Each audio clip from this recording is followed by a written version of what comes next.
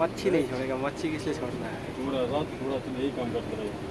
जैसलमेर में ऐसे ही केवल जितने हैं ना सब जमीन सब कटा ऐसे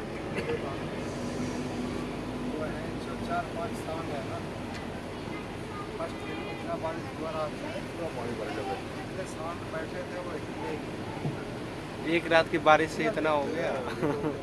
हाँ एक महीना लगातार देना तो पूरा ही डूब जाए।